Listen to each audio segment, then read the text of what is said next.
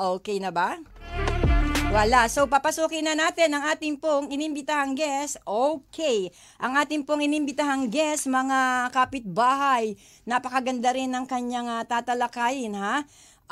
Si Dr. Elba Ebasco Auza, isa po siyang OB gynecologist at siya po ay multi-awarded OB gynecologist dahil sa kanyang mga ginagawa. Yan. Pag-uusapan po namin yung kanyang mga gampanin as an OB, as participants po sa mga socio-civic activities, involved po siya doon. At syempre, at meron din siyang mga ihahatid na impormasyon. This October po kasi is we're celebrating Breast Cancer Awareness Month. So magbibigay siya ng ilang pahayag para maiwasan po ang pagkakaroon o madapuan ng breast cancer, mga healthy tips, health message, of course, sa mga kababaihan. Napakaraming mga tanong tungkol sa kanilang kalusugan, kaya aalamin po natin yan mula kay Dr. Elba Ebasco Auza, OB gynecologist. Magandang araw po, Doc Elba. Hello po, Miss Bell. Naririnig niyo po ba ako? Yes, Doktora. Loud and clear ka po. Maayong Sige buntag. po. Kaninyong tanan. Nasa Bohol ka po ba, Doc?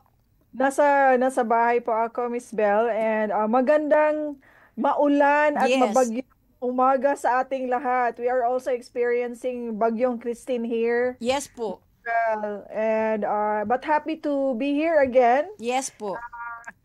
Yes po. But Doc, already, Doc, yung sabi nyo, nararanasan nyo yung Bagyong Christine. Anong location mo po? Sang lugar? sa Bohol po kami, Yan, Miss Bohol. Bell. Oo, nasa Bohol. Yeah, Oo. naka-signal number 1 po kami today here. Okay. So, Yes. suspended ang klase, suspended din ang ibang mga, at all levels po kami dito, Miss Bell. So, medyo mahangin, mabagyo, maulan. Thank you. Thank you for the Opo. information. O, di ba, pwedeng number 1, di ba, at suspendido ang klase, added information natin yan, mga kapitbahay. Siya ay nasa Bohol. Sa mga Boholanyos, nandyan din si Jetro Japet. Mayong buntag, kahit umuulan, maupay na aga, kahit umuulan, bumabagyo, ha. Jetro, pwede ka ring maggatid ng mensahe, ha, doon sa kinalalagyan mo, dahil sabi nga ni Doc Elba ay maulan dyan. Okay. Maraming katanungan ng pumapasok. Doc Elba, simulan na natin. Kayo po bilang Sige isang po. doktora, bilang isang OB gynecologist na inyong expertise, ano po ba o paano niyo po sinisimulan ang inyong araw, doktora? Napakarami po kasi ninyong activity, being an OB gyne, a mother, and of course a wife. Kailangan yan natutugunan natin, di po ba, Doc? Yes po, Miss Bell. Syempre, we always start the day with prayer na sana lahat ng makikita natin na patients as well as yung mga tao, we would be able to treat them, guide them also sa decision nila. Kasi syempre yung mga doctors, no, sa clinic, I really start my day at 9 a.m. and then end it at 11. But yesterday, I had a very difficult surgery, Miss Bell. So it was it made my day when you said that I'll be on board today because yesterday I saw a lot of yung sa breast cancer talaga, Yes no, sa breast, no. Yes po. But some of it, Miss Bell, hindi naman siya cancer right away, no. Cancer in toto, no. So there's also infections and there's also fats. Yung isang nanay nga kahapon, binibiro ko kasi yung sinasabi niyang parang cyst. Sabi ko, Nay, mas bigger yung fats mo sa kilikili. Oo nga, So oo biniro nga. ko na lang siya para pero medyo mild naman yung kanyang mga symptoms. So I think it was just fats. But I made sure na I'll see her again after the treatment po. So medyo Yan. dumadami po yung mga breast yung mga breast cysts, fibroadenomas, but hindi po natin sila pwedeng parang sabihin okay lang to, no? Because we saw a lot of 20 years old na talagang may breast cancer na po, Miss Bell. So Opo, ang hindi bata, pwede ano? tayong anong tawag dito? Hindi tayo pwedeng Makapante. malate. o kaya Opo, magkampante. makampante or Oo. malate sa diagnosis kasi Opo. early detection naman of breast cyst or breast cancer, Miss Bell, is 99% naman treatable. Ayun. So, survival naman talaga is okay. Kaya, huwag muna mag-denial. Go to the doctor right away if you see that there's something there. And then, 99% naman, maaayos natin yan. So, Ayan. Ayan, opo. sa mga kapitbahay po natin na may nakakapangbukol, lalo na sa Yes po. kilikili, narinig niyo po yung banggit ni Doc Elba na minsan mas marami or yung mas mataba yung pas sa yung 'di ba natatabunan, 'di ba Doc, ito may Yes nag-text agad po. eh, oh. Oo, 'di ba? Tama? Yes po. Binibiro ko nga yung nanay kahapon kasi Ah, tinuturo niya. Sabi ko, wala naman dito, Nay. Pero kung sabihin mo na sa kilikili, parang ito yung mas bigger eh. yes. Tapos tumatawa siya. Malaki talaga yan, Dok. Ay. Okay, ayan.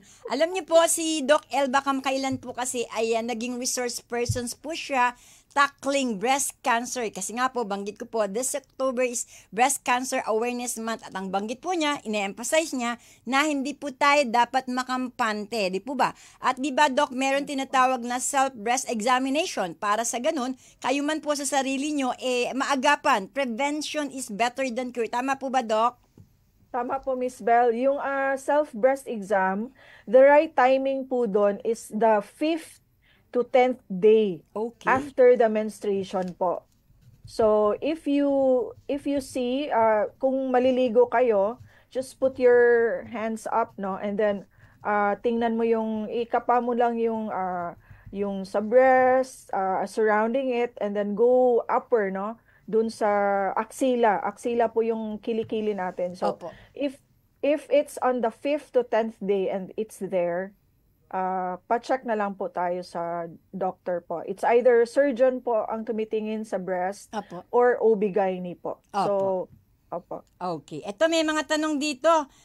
Mahalaga to para sa mga kapitbahay natin sa panig ng mga kababaihan. Ito po, Doc Elba.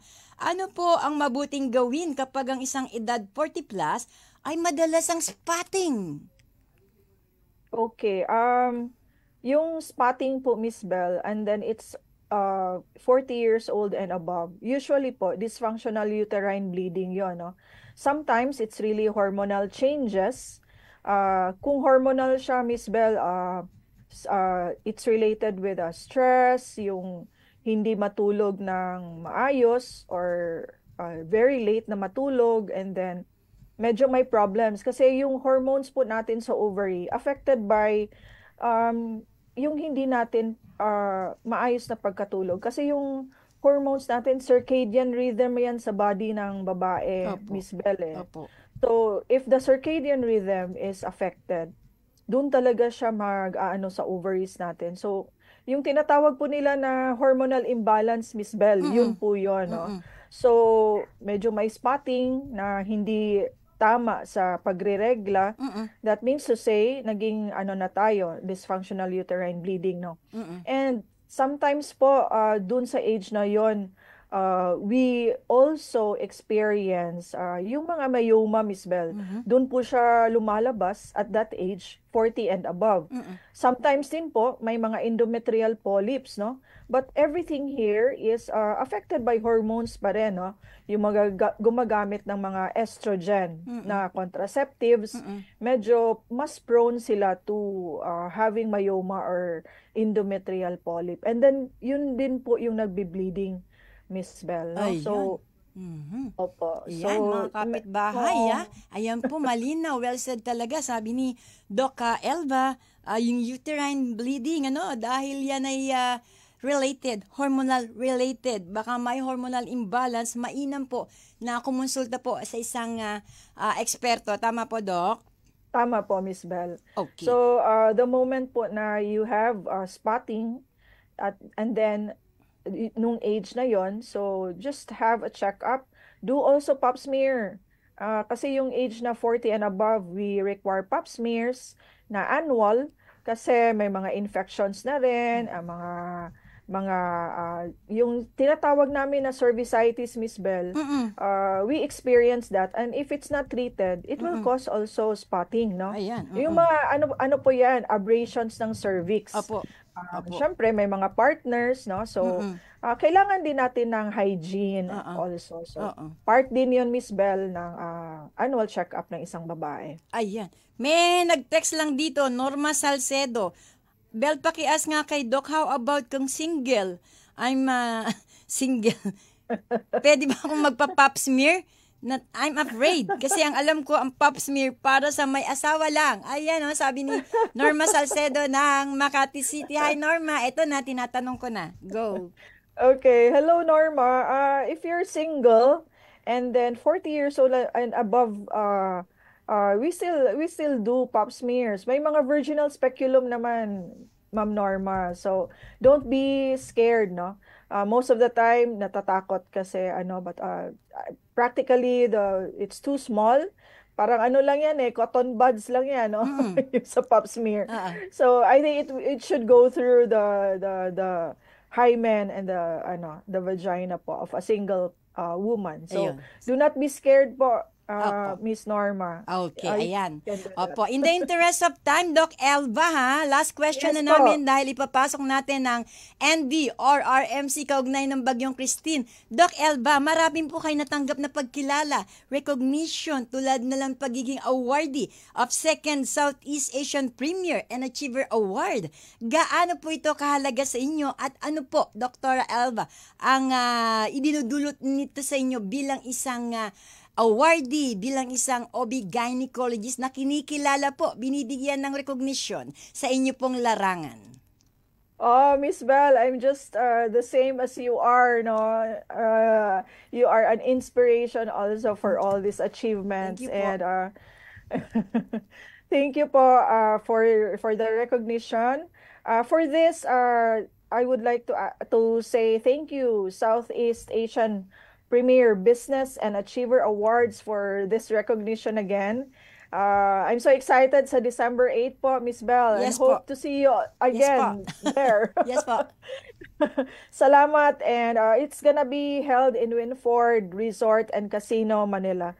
Actually, Miss Bell, it really brought a lot of yung self-esteem, and then kasi bihira yung mga doctors na-recognize, no? Opo. You have to be very, very exemplary in your field. Opo. And I think hindi ko pa narating yon, Miss Belle, but Very humble.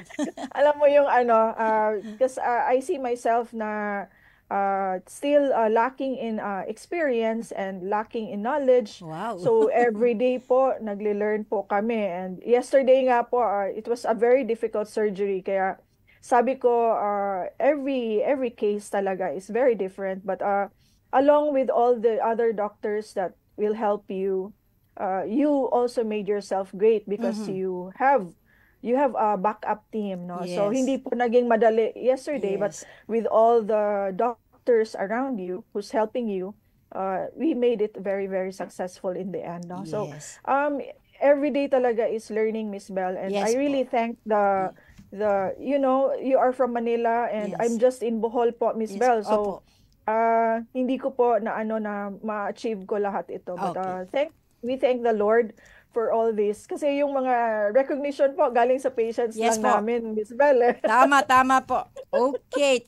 We thank you Opo. so much, Dr. Thank you, Miss Elba Bell. Ebasco Auza. Hindi to yung huli at una nating interview. May interview pa namin kayo. Meron lang kami ipapasok na napakahalaga pong kaganapan sa NDRRMC kaugnay ng Bagyong Christine. Thank you so much, Sige Doc po. Elba. Thank you po, Miss Congratulations. Bell. Stay safe. Salamat, and to you as well. Yes po. God bless. Congratulations, Miss Bell. Bye. Bye!